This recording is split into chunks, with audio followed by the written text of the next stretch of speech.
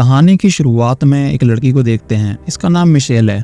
Michel को हम काफी परेशान देखते हैं। वो उदास होती है, साथ ही कहीं जाने की तैयारी कर रही होती है। जाने से पहले वो किसी को कॉल भी करती है। इसके बाद वो यहाँ से चली जाती है। वो कार ड्राइव कर सिटी से दूर कहीं निकल जाती है और फिर किसी रूरल एरिया में पहुंच जाती है। दिन भी ढल गया होता है। इसी दौरान बैन नाम के बंदे का उसे कॉल आता है। दरअसल बैन उसका फियोंसे है और इन दोनों के बीच कुछ मनमुटाव हो गया है, इसलिए मिशेल ने घर को छोड़ दिया है। अब इनके बीच क्या बात हुई है ये हमें बताया नहीं जाता। हम देखते हैं मिशेल उसकी बात नहीं सुनती और वो फोन काट देती है। इसी दौरान रेडियो से पता चलता है कि शहर में ब्लैकआउट आ गया है, लाइट्स जा चुकी है, वो भी काफी बड़े लेवल पर, क्योंकि इससे पहले एक साथ इतनी लाइट नहीं गई। हम देखते हैं मिशेल ये सुनी रही होती है तो भी कोई कार उसको टक्कर मार देती है, जिससे उसका एक्सीडेंट हो जाता है। जब वो होश में आती है तो खुद को किसी रूम में पाती है, जो कि हॉस्पिटल तो बिल्कुल भी नहीं होता। लेकिन खुद को जंजीर से बंधा पाकर वो डर जाती है, क्योंकि उसे लगता है कि वो किडनैप हो गई है। इसलिए वो अपने फोन का इस्तेमाल भी करती है, पर कोई फायदा नहीं है क्योंकि यहाँ पर सिग्नल नहीं आ रहे। इसके बाद हमें दिखाया जाता है कि यहाँ पर एक आदमी आता है। इसका नाम हावर्ड है। मिशेल को लगता है कि यही किडनैपर है, बट हावर्ड उसे कुछ भी नहीं करता। ऊपर से वो तो उसका इलाज कर रहा होता है। लेकिन स्टिल अगर वो एक अच्छा इंसान है तो उसने मिशेल को जंजीर से क्यों बांध रखा है। यही सोच वो एक प्लान बनाती है हावर्ड को मारकर यहाँ से भागने का, बट ये काम नहीं करता। उल्टा हावर्ड उसे पकड़कर बेहोश कर देता है और फिर उसके होश में आने पर उसे सब कुछ सच बताता है। वो बताता है कि इस वक्त वो उसके फार्म हाउस के अंडरग्राउंड बंकर में है और यहाँ होने की वजह यह है क्योंकि बाहर बाकी सब मारे जा चुके हैं।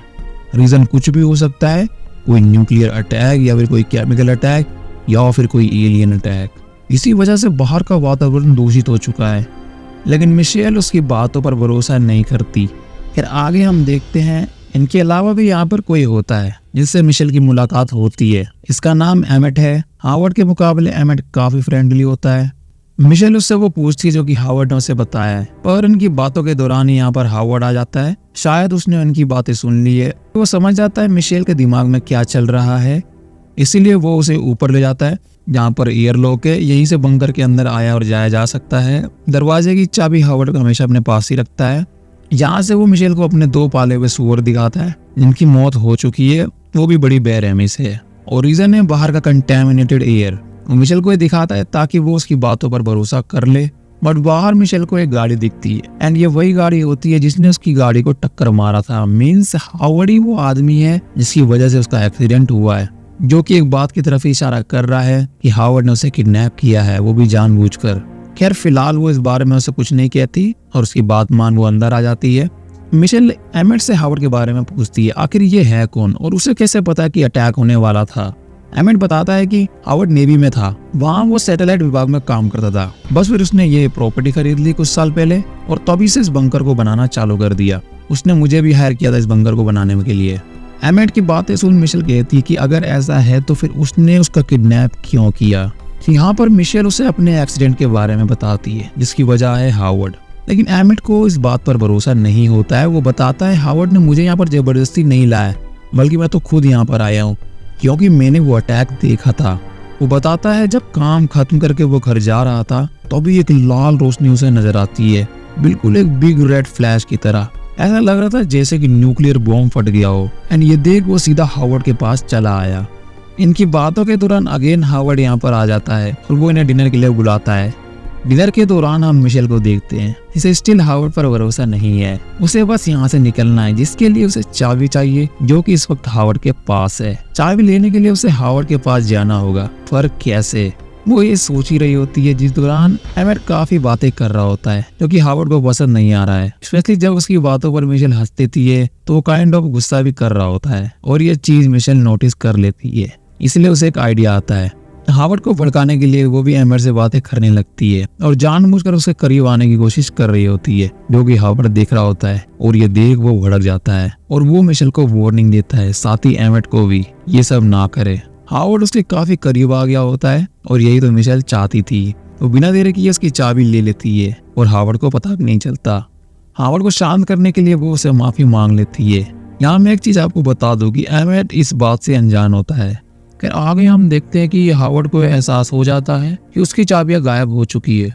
ऐसा होते ही मिशेल यहाँ से भागने की कोशिश करती है वो एक ग्लास की बोतल लेकर सीधा हावर्ड के सर पर फोड़ देती है और इसके बाद वो एयरलॉक के पास चली आती है। लेकिन घायल अवस्था में भी हावर्ड उसके पीछा कर रहा होता है। लेकिन हम देखते हैं कि कमबख्त हावर्ड ने यहाँ पर 3 ताले लगा रखे होते हैं, इसीलिए मिशेल को टाइम लग रहा होता है दरवाजे को खोलने में। लेकिन हावर्ड के आने से पहले उसे खोल लेती है।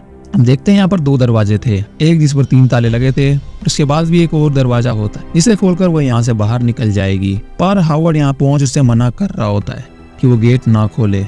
दूसरे गेट से बाहर मिशेल को एक कार दिखती है, पर इससे पहले कि वो गेट खोलती उसके अंदर से एक औरत निकलकर यहाँ पर आती है जिसकी हालत कुछ ठीक नहीं लगती। वो बार बार कहने लगती है कि उसे अंदर आने दो, और हावर्ड मिशेल को साफ मना करता है। वो कहता है कि दरवाजा मत खोलना क्योंकि वो इन्फेक्टेड है। मिशेल भी नोटिस करती है कि उसकी हालत तो ठीक नहीं लग रही है, इसलिए मिशेल गेट नहीं खोलती।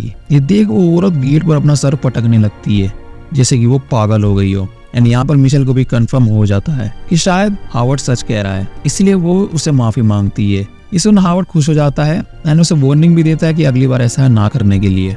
यहाँ पर वो एक बात कन्फेस भी करता है उससे कि उसकी वजह से ही मिशेल का एक्सीडेंट हुआ था। वो बताता है कि दरअसल जब उसे पता चला कि अटैक होने वाला है तो तेजी से गाड़ी चलाने लगा, इसी कारण उसकी कार मिशेल से टकरा गई। इसके बाद वो मिशेल को अपने साथ ही ले आया ताकि वो अपनी गलती सुधार सके।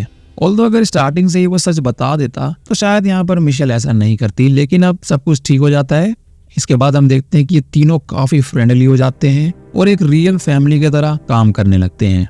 हावर्ड मिशेल को अपनी बेटी मेगन के कपड़े भी देता है। यहाँ उसे बताता है कि इसकी बेटी अब इस दुनिया में नहीं रही है एंड वो उसे उसकी फोटो भी दिखाता है। फिर आगे हमें दिखाया जाता है एक दिन अचानक बंकर हिलने लगता है जैसे कि यहाँ पर भूकंप आया हो, पर हावर्ड बताता है ये भूकंप नहीं है बल्कि ये कोई एयरशिप है, यानी कि यूएफओ, यानी कि एक्स्ट्रा टेरेस्ट्रियल्स। यहाँ हावर्ड को पूरा यकीन है कि ये अटैक एलियंस ने किया है। पहले उन्होंने एक बिग रेड फ्लैश के जरिए हमारी सभी सैटेलाइट्स और मशीनरी को नाकाम कर दिया, यानी कि अब वो काम नहीं कर रही है। इसके बाद उन्होंने अपना फेज 2 स्टार्ट किया। इसके तहत वो ग्राउंड पे आकर सभी जिंदा चीज को मार रहे हैं। खैर वजह जो भी हो यहाँ वो सेफ है, पर इस झटके के कारण इनका एयर फिल्ट्रेशन सिस्टम खराब हो जाता है। इसे ठीक करने के लिए किसी को वेंट्स के थ्रू होते हुए फिल्ट्रेशन रूम में जाना होगा एंड इन वेंट्स में एक ही बंदा फिट आ सकता है या फिर कोई बंदी, वो है मिशेल। मिशेल भी रेडी हो जाती है और वो उस रूम तक पहुंच जाती है। वो सिस्टम को रीसेट कर देती है, लेकिन इसके बाद उसकी नजर छत पर पड़ती है जहाँ पर एक विंडो है। ये देख उसके मन में फिर से बाहर जाने की आरज़ू पैदा होती है, इसलिए वो ऊपर विंडो के पास चली जाती है, पर ये विंडो लॉक होती है। पर यहाँ पर वो एक चीज नोटिस करती है कि इसके विंडो पर स्क्रैच लगा हुआ है, जो मामूली नहीं होते क्योंकि किसी ने स्क्रैच के जरिए हेल्प लिखा होता है। इवन थोड़ा खून भी लगा होता है। इतना ही नहीं, मिशेल को यहाँ से एक ईयरिंग्स भी मिलती है। इसे देख वो चौंक जाती है और तुरंत ही एमेट के पास जाती है और उसे सब कुछ बता देती है। उसे यकीन दिलाने के लिए वो उसे मेगन की फोटो भी दिखाती है जिसमें मेगन ने उसे ईयरिंग्स को पहन रखा है। लेकिन यहाँ पर एमेट तो कुछ और ही बताता है। वो कहता है कि ये मेगन नहीं है, इसका नाम तो ब्रिटनी है, जो कि उसकी बहन के साथ स्कूल जाया करती थी और 2 साल पहले ही वो गायब हो गई। इसके बाद उसका पता कभी नहीं चला। पुलिस ने भी केस क्लोज कर दिया ये सोचकर कि शायद वो घर छोड़कर भाग गई। लेकिन हम देखते हैं कि इनका शक तब कंफर्म हो जाता है जब इन्हें एक और फोटो मिलती है जिसमें हम हावर्ड और ब्रिटनी को एक साथ देखते हैं काफी करीब। एंड इस फोटो में ब्रिटनी ने वही टी शर्ट पहन रखी है जो इस वक्त मिशेल ने पहनी है। इसके बाद तो ये दोनों प्लान बनाने लगते हैं कि कैसे वो हावर्ड से छुटकारा पाए और यहाँ से बाहर निकल सके, क्योंकि अब इन्हें यकीन हो गया है कि हावर्ड इनसे झूठ बोल रहा है। पर क्योंकि एमेट ने खुद ब्लास्ट होते हुए बाहर देखा है तो पॉसिबल हो सकता है कि ये कोई न्यूक्लियर अटैक हो एंड सच में बाहर की हवा दूषित हो चुकी हो, क्योंकि उस औरत को भी हमने देखा था। इसीलिए मिशेल एक बायोहैजर्ड सूट और एक गैस मास्क बनाने लगती है। इसके लिए एमेट हावर्ड से छुपकर सारा मटेरियल मिशेल को दे रहा होता है। इवन वो तो उसकी गन भी चुराने के चक्कर में होता है। लेकिन हम देखते हैं कि हावर्ड को इन पर शक हो जाता है, इसलिए एक दिन वो दोनों को कन्फ्रंट करता है। वो उन्हें कंटेनर के पास ले जाता है जिसके अंदर परक्लोरिक एसिड भरा है। ये इतना खतरनाक एसिड है कि इंसान की हड्डी तक गला दे, इसलिए वो इन्हें धमकी देता है अगर सच नहीं बोला तो दोनों को इसमें डाल दूंगा। हावर्ड इनसे पूछता है कि आखिर एमेट उसकी गन क्यों ढूंढ रहा है। ये सुन ये दोनों थोड़ा राहत की सांस लेते हैं, क्योंकि इन्हें लगा था कि उसे मास्क और सूट के बारे में भी पता चल गया है। अब सिचुएशन को हैंडल करने के लिए एमेट सारी चीजें अपने ऊपर ले लेता है एंड यहाँ पर वो झूठ बोलता है कि उसे उसकी गन इसलिए चाहिए थी ताकि मिशेल उसकी भी बात माने जैसे वो हावर्ड की बात मानती है। एंड यहाँ पर वो माफी भी मांगता है। हम देखते हैं कि हावर्ड उसे माफ भी कर देता है क्योंकि उसने सच बोल दिया, लेकिन इसके तुरंत ही बाद वो उसको गोली मार देता है। ये सब इतना जल्दी होता है कि मिशेल रिएक्ट भी नहीं कर पाती। एमेट की मौत से तो उसे झटका ही लग जाता है, लेकिन वो अपना होश नहीं खोती और अगेन अपने सूट और मास्क पर काम करने लगती है और बना भी लेती है। लेकिन हम देखते हैं कि हावर्ड को इसका पता चल जाता है, इसलिए वो मिशेल को मारने की कोशिश करता है। बचने के लिए मिशेल कंटेनर में रखा सारा एसिड गिरा देती है, जिस पर फिसल कर हावर्ड गिर जाता है, जिससे उसका चेहरा खराब हो जाता है। पर स्टिल वो अभी जिंदा होता है एंड वो उसका पीछा करने लगता है और मिशेल कैसे भी वो सूट पहन लेती है एंड यहाँ से बाहर निकल जाती है। हम देखते हैं उस एसिड के कारण बंकर में आग लग जाती है।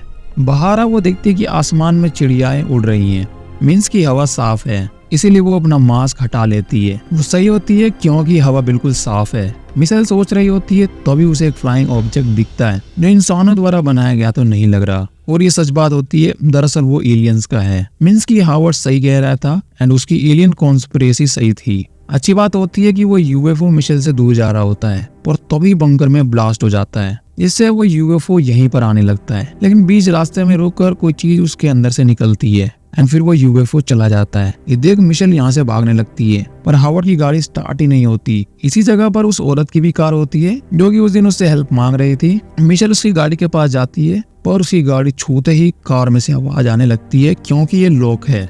आवाज से कोई चीज वहां पर आने लगती है एंड ये वही चीज होती है जो कि उस स्पेसशिप से निकली थी।